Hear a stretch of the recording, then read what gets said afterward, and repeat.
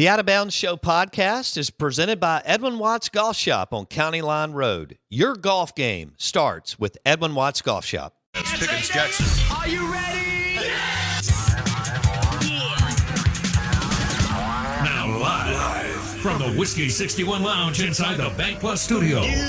Are listening to Mississippi's #1 sports talk show, The Out of Bounds Show with Bo Bounds. Streaming worldwide live on the Out of Bounds radio app and on your radio at ESPN 105.9. The Zone. Man. Good morning. Welcome in. Thanks for making us your sports and entertainment show of choice. Good interview with Keith Carter, Ole Miss AD. Enjoyed that. Football. Scheduling, game day, tailgating, non-conference scheduling, how many conference games, what's next, the TV deals. Man, I like it. I don't know, man. Blake, if you just thought people weren't going to Mississippi State, Wofford, and Ole Miss and La Monroe, what do you think the future holds? Yeah, I'm with you. I'm not going. Look at you. I don't have time for that. Hold on. Let me think. Mississippi State plays Tennessee State. Next to last game of the season before Ole Miss. Yeah, I don't see myself attending that game. And if you did, how long would you stay? I don't know if I'd even go into the stadium. Maybe a little if I had to tailgating outside? If I had to stand in line, I'm certainly not going into the stadium for that game. All right. If it's a Tito's Vodka Bloody Mary game, is it better to stay in the Junction and watch the other games that are going on and enjoy some good food and a... I mean, I'm honestly, if I know ahead of time that it's an 11 a.m. versus whoever you said, Tennessee, who cares, then I'm probably not even going to the Junction. I'm probably going to have a sweet setup at the house with some friends or something like that, or at a friend, mine or someone else's house and do more late. Because even going into the Junction and like getting all the stuff out to tell, like I'm not doing all that for whoever you just said, Northwest Directional La Tech School for the Blind. Like I don't have time for that. All right. Well, you only have so many opportunities to kind of celebrate on campus. So I do believe that will continue to go as far as the Junction and the Grove. There will be people there, but yeah. Yeah. You're kind of... The experience at the house is infinitely better. I don't have to pack a bunch of stuff up. I don't have to watch... Well, God forbid you have to do something. I don't have to watch a game on a smaller TV with like 30 people around me. Right. I can watch with like 5 people. We can watch multiple games. We can have all our food and drink there, the fridge, the bathroom, everything. I'm all for tailgating if it's Ole Miss, LSU, Florida, Auburn, the SEC, the big games, the fun, the electric nature. I'm with you. All for that. Mm-hmm. But Tennessee Tech on a potentially rainy Saturday in November, no thank you. Out of Bounds, ESPN 105.9 The Zone. Brought to you by the Ribeye at Kessler Prime in the Renaissance. Visit KesslerPrime.com to make a reservation. Several different ways that you can get in touch with us. Farm Bureau Insurance call-in line, 601-707-3750. Twitter handle at BoBounds. And the Mississippi Ag John Deere Tractor text line is 601-885-3776. How did the Florida Gators go 10 straight years without an offensive skill position player drafted in the first round? How do you do that if you're located in Gainesville, Florida, and you're the Florida Gators? Jim McElwain and Will Muschamp pulled that off. So Tim Tebow was the last skill position player drafted by the Florida Gators, offensive skill-wise. And this year they'll have Kyle Pitts will go, I guess, depending on the QB run, what? Top 10? Yeah. Worst case, he's number 10. Is there any way he falls out of the top 10? I don't think so. Okay. If we have 5 QBs plus the offensive tackle, you're still only at 6. Okay. That'll be interesting. Well, Pitts is a generational, type player. Great player. Can you believe that Florida went 10 straight years without an offensive skill player drafted in the first round? That's seems difficult to do if you're Florida. Jim McElwain. Will Muschamp didn't believe in good offensive skill position players. Or any offensive skill position. He just thought, I'll just sign another linebacker and we will make a stop. We will make another stop. We will make them punt. And maybe, my bad. Muschamp was before McElwain. It was Muschamp, then McElwain. So Muschamp got it really going. And then McElwain was an offensive guy. Can you believe, how surprised are you that an offensive specialist didn't have any? Not a single receiver. You're telling me Florida can't sign a receiver that's a first-round talent? That's unbelievable. Dan Mullen will have 2 guys drafted in the first round. Yes. Kyle Pitts and Kadarius Toney. You know, and Toney is, yeah, he's good. And Trask could, I hate to say that, but I wouldn't, if Kyle Trask got picked like 29th or 31st or something like that, I wouldn't even be that shocked. Somebody's going to, he's at least going to go second round, I think, but you could even see another one sneak in. So Merlins will have 2 first-round picks. Yeah. All right. LSU will have 2 wide receivers drafted in the first round. You ever heard of Jamar Chase? He's pretty good. Okay. He only torched like everyone in the country in 2019. Didn't play a snap and did not affect his draft grade at all. What could that lead to in the future? In terms of skipping a whole, so we've seen how mad were people when skipping bowl season started? I know. What if somebody like, I can't believe he's sitting out the Outback Bowl. So Bosa did it at Ohio State. Bosa played 2 games and said, I'm out. Right. And got drafted like 4th overall or something like that. Jamar Chase didn't even play. He said, I'm done. I'm not doing this. And he's going to be like probably the first receiver off the board, but at worst, you're talking about an 7th, 8th, 9th, 10th pick. Devontae Smith, on the other hand, played all the way through the national championship. And played himself into, he was not a first-round draft pick prior to this season. He weighs 170 pounds. Saban said he weighed about 155 when they signed him. Correct. His legs, I'm legitimately believe that if he just like gave me his leg, I could snap his shin over my knee. That's how thin he looks. That's amazing, and he's so good. But he's I mean, I get it. He's wiry, and I understand he's muscular. And look, it's not like he is a thin, undersized receiver coming out of North Dakota State who didn't play. I mean, he played against elite corners and played against. And Waddle came back from a gruesome injury to play in the championship game, which is remarkable on 2 fronts. One, we never have Devonta Smith if Jalen Waddle doesn't go down. He never puts up the numbers, the dominating Heisman-like numbers that he put up. Secondly, Waddle now and Smith will both be first-round draft picks, which puts Alabama at 5 first-round draft picks at wide receiver since 2011, which is incredible. Is that starting with Julio? Julio, Cooper, Man, Julio's Ridley. now old. Yeah, yeah. What is he, 30, 31? Something like that. Yeah, I mean, great. He left college in 2010. As a 21-year-old, maybe? 2021? Yeah, he didn't come out early. So now Alabama wide receiver you? Oh, yeah. Ruggs, Judy. Yeah. Now Smith, Waddle, Julio, Smith. Amari Cooper. And Calvin Ridley, who's been fantastic for Atlanta. Wow, that is a run right there. Why is Toney better than Elijah Moore?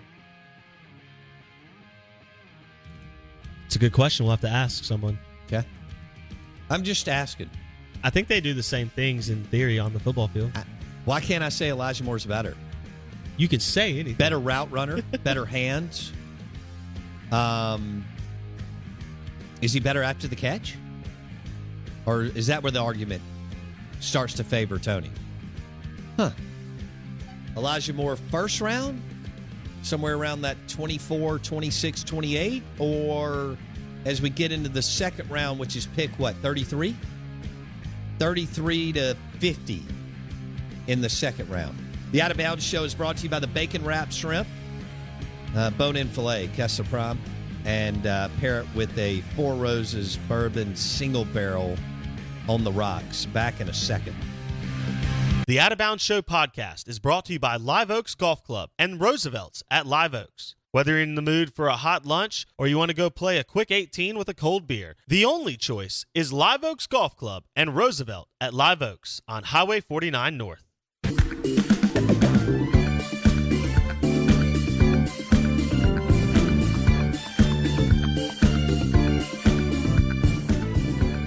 Oh, what is this right here on...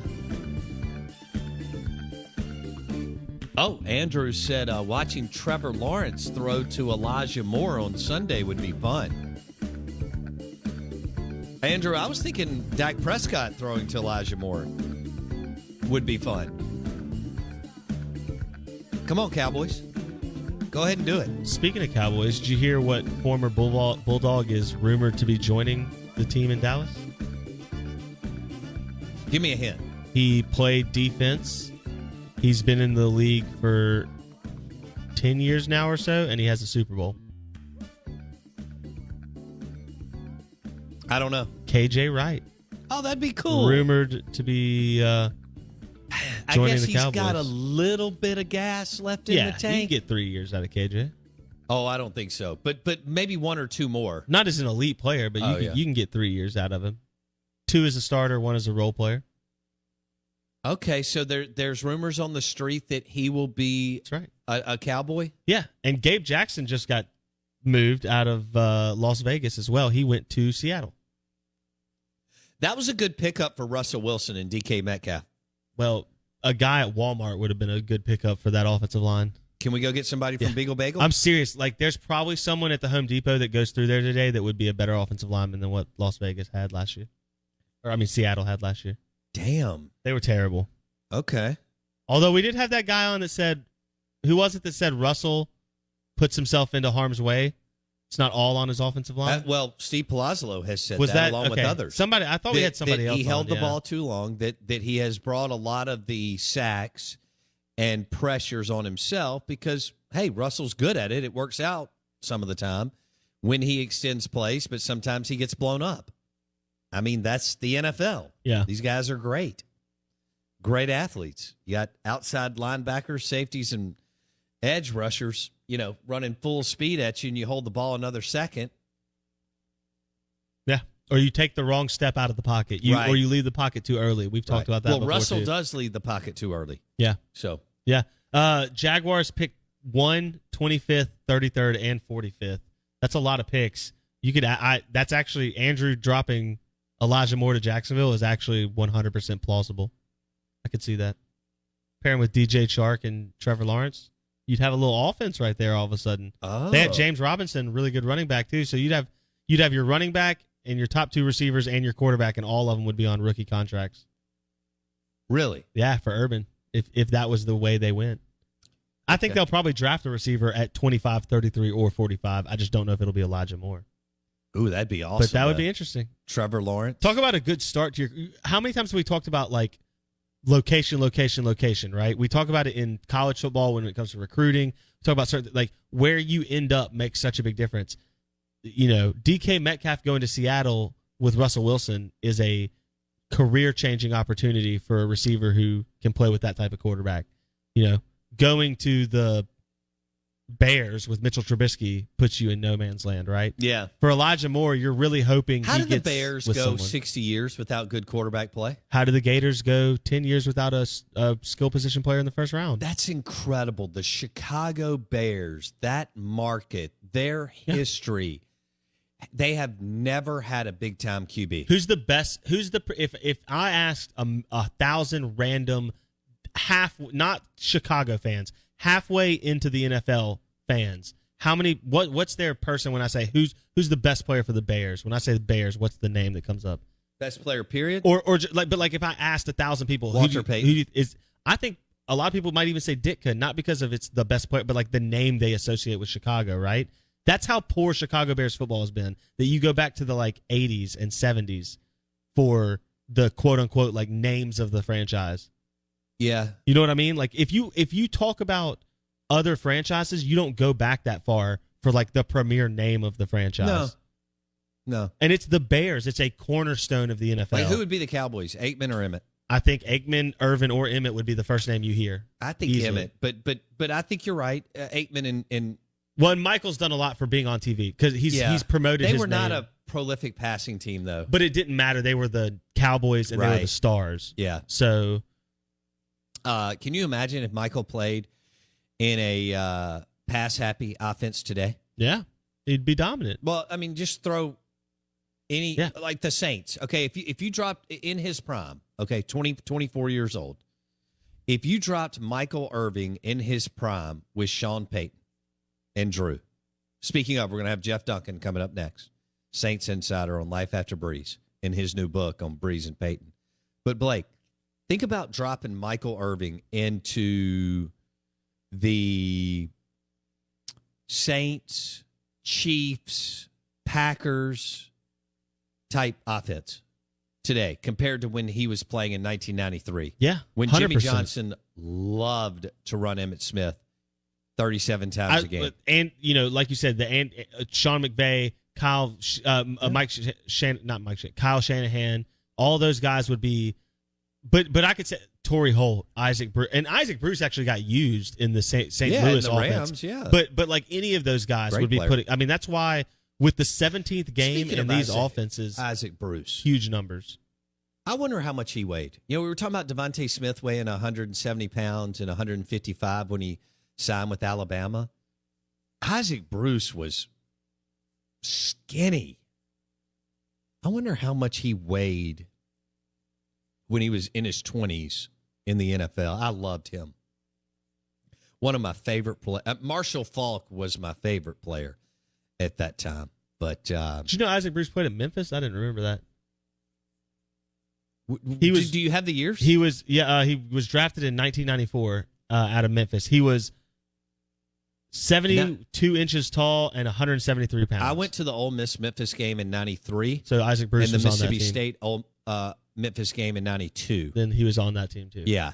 I went. Yeah, Mississippi State Memphis in '92 in the Liberty Bowl was terrible, and '93 Ole Miss Memphis. I take that back, Blake. I did not go to the game. We were staying at the Peabody, and some of my friends said, "Do you want to go downstairs and get a beer instead of going to the game?" And I went, yes. I'd gone to the 91 Liberty Bowl. Remember, Air Force beat Jackie Sherrill. Coldest game I've ever been to. 92 Mississippi State Memphis was 147 degrees. And then 93, this was before I really got it, 93 Memphis, I said, that's a beer in the lobby sounds better than going to the Liberty Bowl. But Isaac Bruce was on those teams. That's pretty cool. Incredible number right here. You ready? He got a D grade out of the combine. His size rating was 18 out of 100. He was basically, they said like too small, can't play. What do you have his measurables? Yeah, that's what I'm saying. He was 72 inches, which is, I'd have to do the number in height, what that is, but say a 12 would be, so it's like 6 foot basically. Okay. And then he was 173 pounds. 173 pounds. That's tiny. God, and Devontae Smith is 170, and he's taller than Devontae. Yeah.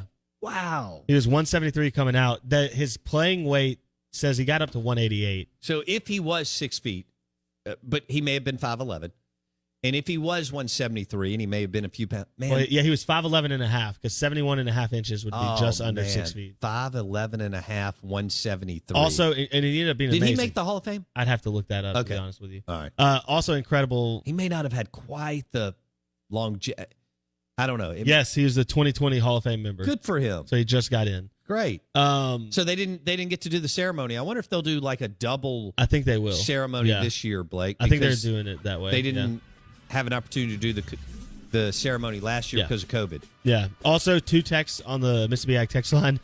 Brian Urlacher. How bad are you as a franchise if Brian Urlacher is the name that everyone remembers? How did the Chicago Bears, who still have some sizzle somehow behind their name? Yeah. They've watched the Packers have Brett Favre and Aaron Rodgers, and they've watched the Vikings have Culpepper. And even the Packers had Bart Starr. I mean, the Bears have never had a big-time quarterback. Not one. I guess everybody would say Jim McMahon because he won it, but it'd really be Jay Cutler as far as stats and throwing the football, but Ditka didn't allow McMahon to throw the football. Jeff Duncan, Saints Insider, coming up next on the Modelo guest line. He's got a new book out on Brees and Payton. We'll discuss coming up next on ESPN 105.9 The Zone. The Out of Bounds Show podcast is brought to you by Boar's Head, premium meats, cheeses, and hummus. Boar's Head, compromise elsewhere. This is the SEC Insider Hit, brought to you by Capital Preservation Services, the tax planning team that helps business owners earn more and keep more. 5, 4, 3, 2, 1.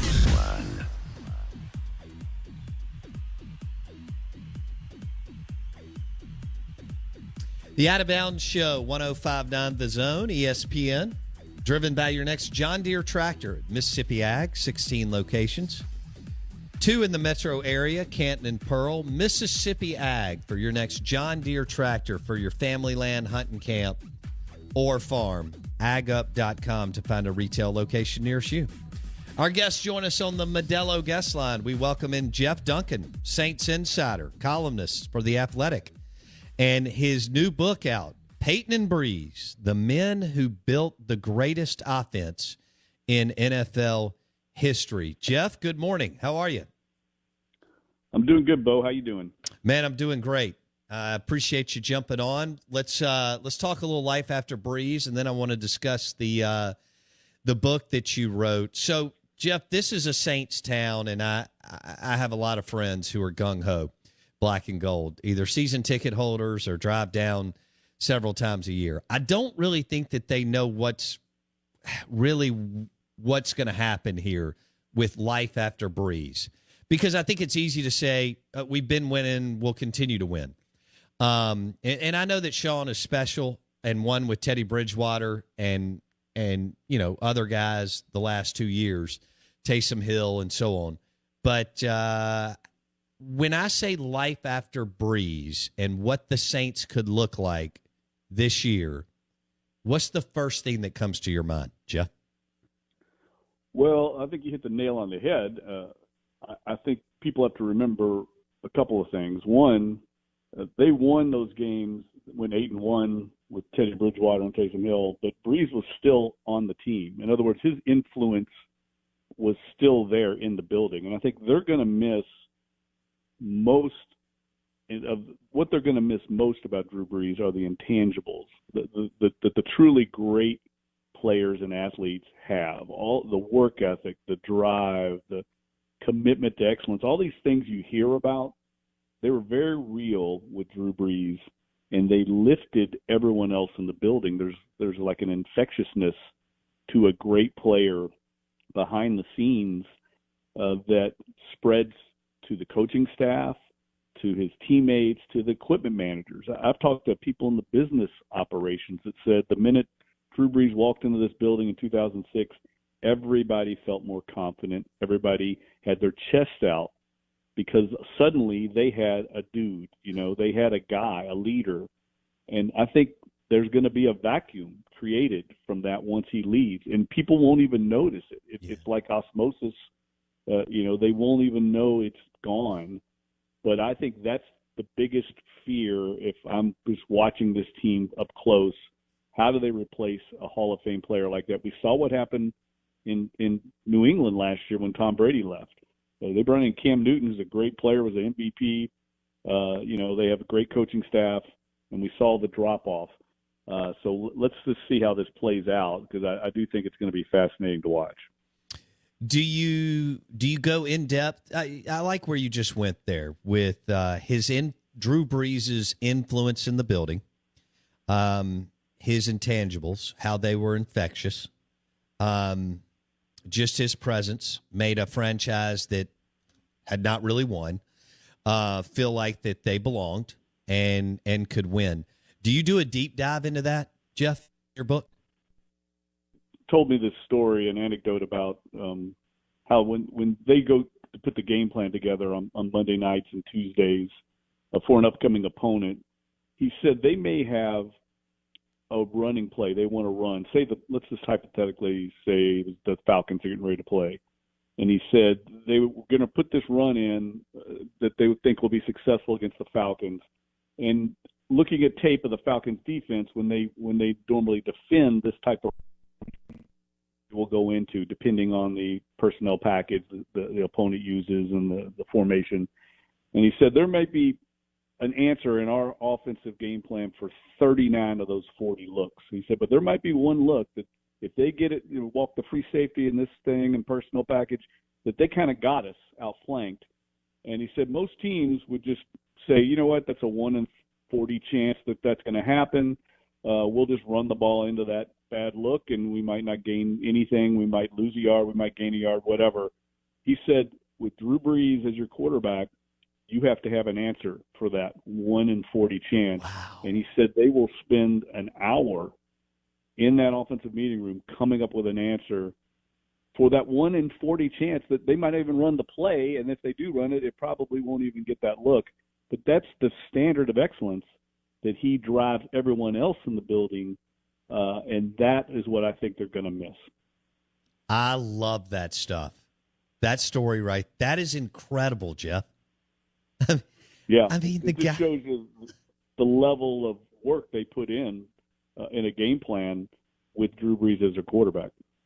Wow. I wonder how much of that Jameis Winston picked up on in the last. It sounds like a lot. It just hearing him talk, it sounds like a lot, but let's see if it comes to fruition. Okay. All right, Jeff Duncan, new book, Payton and Brees, the men who built the greatest offense in NFL history. He's with the Athletic Saints Insider. He joins us on the Modelo guest line. Jeff, how long have you covered the Saints? 21 years and a long time, Bo. You're dating me. Okay, so 21 years. So you got to see some bad offensive football. Now, let's talk about Payton and Brees and their relationship. We see what's happened in Seattle, Jeff. There looks like a disconnect between a defensive-minded coach, a good one, but a defensive-minded coach and Russell Wilson. Packers have always, I don't know, the Rodgers-Packers front office thing, head coach, Brady and Belichick, it didn't end well. Deshaun's frustrated. Obviously, they have other things going on, but he's frustrated. You can't ever really figure out if Gruden will get in bed, so to speak, with the QB, right? I mean, he kind of dances with Carr, whatever. How, the pressure having covered this franchise for 21 years. You see it weekly. You know the pressure in the building for an NFL franchise, how hard it is to win. Talk about how remarkable it is that they were able to stay on the same page for that long, Brees and Payton, for that long, considering the pressure in the NFL to win on Sundays. Well, I think it's remarkable. We've never seen anything like that in NFL history. A quarterback and head coach together for a decade and a half and being that successful. And Bo, I interviewed a lot of people, including Payton and Brees, a lot for the book, and asked them many times, okay, this could not have been all kumbaya. There had to be times where you all butted heads. There had to be, some browbeating behind closed doors, and they insisted they never had that. I think it's because both of them were such good communicators. Sean Payton was a communication major in college. He's excellent at communicating. He believes in the Parcells school of conflict. You get it out on the table. You talk about it. You don't ever let it fester and develop into something. And Drew Brees is excellent at that way too. And I think also Drew Brees' greatest influence in his life was his grandfather, who was a decorated World War II veteran. Drew Brees very much believes in a military-style chain of command, and he respects that the coaching position, and that he's a player, and there's a line there. So as close as they got over the years, and as much as they respect each other, he always understood Sean Payton was the coach, I'm the quarterback, and I need to listen to him. And if it comes down to a debate, he's going to win. He's the coach. So I think that respect level from Drew was a key part of their success, because a lot of players, as we see now, are becoming more and more emboldened to kind of use their influence to make decisions that normally a coach or front office would. Drew Brees would never cross that line because of his upbringing. Okay. Wow, it's fascinating. Jeff Duncan, new book, Payton and Brees, the men who built the greatest offense in NFL history. Okay, so 90-something% of their relationship was really good. You mentioned the ability to communicate and get it all out. What did you get anything in the book when there are a lot of people, you know better than I do, and you may disagree, that Sean may have gotten a big head after the Super Bowl. And then there were some things that happened. He gets suspended for a year. 3 straight 7-9 seasons, Jeff, in the prime of Brees' career. Even through all that, were there some tough times, or were Brees and Payton still locked in? Do you hit on any of that in the book? Oh, yes, I definitely do. I have a whole chapter on that period of time, that 2014 to 2016 period where the team was 7-9 each season, because I wanted to touch on, what could have led to this potential divorce of this great marriage. And that period was a key one because Sean Payton was almost out the door. He almost left the New Orleans Saints. I don't think people realize how close it was to him leaving, and that would have ended this partnership, historic partnership. We'd have missed a lot of these great moments because Sean Payton would not have been around for them. And look, Sean Payton will be the first to tell you he definitely kind of let his guard down. He exhaled in the pressure you talk about being an NFL head coach. I think it's natural human nature to kind of, once you've reached the mountaintop, to relax. And he let a lot of details slip, a lot of things that he, believed in, he let slide. And I think there were some things going on in his personal life. He was going through a divorce off the field. I think all those things influenced him. And I think it would have led to him leaving New Orleans if it wasn't for Mickey Loomis, who, as the general manager, understood that Sean Payton is a great head coach. Yes, he can be high maintenance and difficult to deal with, especially behind closed doors. I don't think people realize that there's a lot of stories in the book, in that chapter, that I think will open people's eyes. They've not been reported about things that went on in the Saints organization. And if it wasn't for someone that was more selfless, that was as selfless and egoless as Mickey Loomis, I think Sean Payton would be coaching elsewhere as opposed to New Orleans, because it took someone like Loomis to step back and kind of smooth over that situation and realize we're not going to find a better coach than Sean Payton. Let's work through this. And it worked. It came out to the other side, and they stayed together. And they overhauled the defensive coaching staff. That was difficult to do for a head coach who's loyal to his assistants. They overhauled the personnel department, brought in Jeff Ireland. Yes. They had that historic draft in 2017 and built the core of another Super Bowl contender with that draft. That is fascinating. Jeff Duncan on the Out of Bounds show, his new book, Payton and Brees, the men who built the greatest offense in NFL history. Jeff joins us on the Modelo guest line, talking Saints, both the Sean Brees relationship and then life after Brees. You hit on something there. So Mickey Loomis, expand on that. Is he the unsung hero in all this? Because he's the GM, he's the numbers cruncher, he's behind the scenes, and Drew and Sean are the stars of the franchise and the stars of New Orleans, Jeff? Yes, I think so. I think it took someone with Mickey Loomis's unique personality and skill set to navigate this organizational hierarchy. And what I mean by that is not only do you have a strong-minded, big ego head coach in Sean Payton, who can be difficult, and he admits that, but you also had an owner that was very difficult to deal with, in Tom Benson, who worked in his own peculiar way. And it took someone like Mickey Loomis, who had the people skills and the savvy and the instincts to understand how to work both above him to the owner and below him with his head coach. And I think his personality and his quiet nature is the perfect yin to the yang of Sean Payton, who's much more outgoing and boisterous and tempestuous up and down. I mean, Sean Payton, I write a lot about it in the book. I mean, he's got a DNA of OCD in him. He could be. I would go into some of my interviews with him, and he would want to show me a play that he had drawn up in, say, the Vikings game in 2017. And Bo, he would go down a rabbit hole, get on his laptop, and get so obsessed with finding this play to show me. And here I am trying to do this interview for the book. I know I got limited time, but it's just an example of his obsessiveness when he gets on something, and it's one of his strengths. It can also be one of his weaknesses as a coach. And I think Mickey Loomis he understood that and had a keen instinct of like how to deal with that on a day-to-day basis. And I think it's one of the big reasons why this thing has not only been successful for a decade and a half, but also harmonious behind closed doors. When they've had issues, they've worked through them thanks to Loomis. Wow. Jeff Duncan's new book, must read, Payton and Brees, the men who built the greatest offense in NFL history. Jeff joins us on the Modelo guest line. You're listening to Out of Bounds on ESPN 105.9 The Zone.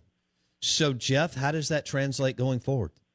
I mean, one of the it depends on how you want to run the numbers, but one of the four main people, one of them has passed away in Mr. Benson, but Mickey Loomis, Sean Payton, Drew Brees, now Drew's gone. How does everything you're telling us translate going forward with Sean, Loomis, and the Saints, in your opinion? Well, I don't know the answer to that. I think we're going to find out. It's just an unprecedented situation. Drew Brees was such a dominant presence and such a rock of stability and the perfect person at the perfect time for New Orleans and the Saints organization. It wasn't just his on-field quarterbacking ability, which obviously he was brilliant. It was his, senatorial approach to the job. He embraced being the face of the franchise. He was almost like a politician stepping to the mic and representing not only the Saints, but the city of New Orleans. You could even say the whole Gulf Coast. And so people felt proud to be a Saints fan and wear a fleur-de-lis logo and be from New Orleans. There's not a lot of people, frankly, that did that for New Orleanians. I mean, there's not a lot of people other than entertainers that made you proud to be from New Orleans. And Drew Brees did that. All of a sudden, he'd be on the Ellen DeGeneres show, and you were proud. He carried himself in a way that I think there was just class and credibility from this guy. How do they replace that? I don't know. I don't know if you ever do. Impossible. You might have a guy that can throw touchdown passes, but not the leader that he is. And so it's going to be fascinating to watch. I do think they have the infrastructure in place with a brilliant head coach to have maybe a more successful transition than what we've seen, say, at other organizations. Yes. But I think their pursuit of a quarterback to replace Drew Brees is just beginning, and I think it's going to be interesting to see how they address that, not only this year but in the future. Man, I was hoping Dak Prescott was going to end up in New Orleans and team up with Sean, because Dak has a lot of the intangibles, in my opinion, that you described about Brees. Jeff Duncan's new book, Payton and Brees, the men who built the greatest offense in NFL history. You know what's interesting about that, Jeff, is 2 summers ago, I'm at Bud and Alley's on 30A, and Loomis and Payton are there for this deal, and I'm 20, 30 feet from them, and I'm watching them for an hour and a half, and you could tell there was genuine respect and friendship, even with all the battles and I'm sure butting head times that they've been through. Your thoughts? Yeah, no, there's no doubt about it. And I think, Mickey Loomis came up in Seattle, and his philosophy as a general manager was shaped from that time out there. And he fully believes that the faces of the organization of a football team need to be the head coach and the quarterback. And I think that understanding is really one of the reasons why this thing has worked so well. Because let's face it, Bo, in the NFL and major sports like this, there's a lot of egos, a lot of power trips, and Mickey Loomis will make it clear to Sean Payton behind closed doors he works for Mickey Loomis. He understands that, but he's willing to step back and let his head coach be the celebrity, if you will. And there's just not a lot of guys like that in professional sports because they all get there. It's a highly competitive industry, and so to get to the top, you have to be competitive. So it's very unique to have a guy like that, and I think Sean Payton respects it very much, and I know he does. And so I believe that respect you saw is genuine. And look, they just got back from Las Vegas, trip to Vegas, playing golf for most of the weekends, and probably a lot of other fun things for Sean Payton's bachelor weekend. He's going to get married this summer, and I know not a lot of GMs and head coaches would do that together. So I think it exemplifies how strong the relationship is right now. That's cool. The unsung hero, the guy behind the guy for swingers. That's the movie, by the way. But that's Mickey Loomis. So that's cool. I've only got a couple of minutes. How much fun? I know it was a grind too. And again, you're trying to interview guys that are top 1% and busy and celebrities and stars. How rewarding was writing the book, Jeff? Oh, it was a labor of love. I mean, I learned so much. I have so much better knowledge now of how the Saints offense works. And that I'm really grateful to Sean Payton, Drew Brees for affording me all that time, and to the offensive coaching staff, Pete Carmichael and Joe Lombardi. Basically, what I wanted to do in the book was explain three things, Bo. What makes Sean Payton great, what makes Drew Brees great, obviously touch on their relationship together and partnership, but also how the Saints offense has been so successful. I wanted to show how the sausage is made in a given game plan. And I think readers and your listeners, if they pick up the book, after they read it, they will have a much greater appreciation into how much work and attention to detail goes into just a weekly game plan. And it's amazing the mental stamina that Drew Brees and Sean Payton possess, that unique ability to process loads of information and keep grinding. It's extraordinary. And I really get into a lot of detail into what a given week is like behind the scenes, putting together an offensive game plan. It's fascinating. All right, I think I know the answer to this question. I've got 1 minute. Where we've got plenty of Saints fans and NFL fans. I mean, the story that you started off with, you don't have to be a Saints fan to get into the running play and the what Brees and asked of the coaches and so on. Where can people find the book, Jeff? Well, your local bookstores. I know Lemuria has plenty of them. Great bookstore. Copies, I signed a bunch for them over there. It's an unbelievable bookstore. So I would support them, or you can get it online at Amazon.com, or you can go to my Twitter handle at Jeff Duncan _ and message me, or the Facebook page for Payton and Brees, and you can order online through me, and I can get you a personalized signed copy out to you. That's been very popular, Bo, because I can sign it and personalize it for a gift to somebody. Oh, that's great. For a client or family member. Love it. Yep. All right, Jeff Duncan, new book, Payton and Brees, The Men Who Built the Greatest Offense in NFL History. Jeff, thanks so much. We appreciate it. Anytime, Bo. Take care, buddy. You can find the book at Lemuria. Great bookstore in Jackson, Mississippi. One of the best in the Southeast. Also online, follow Jeff on Twitter at Jeff Duncan _. He joined us on the Modelo guest line. Hour number 3 coming up.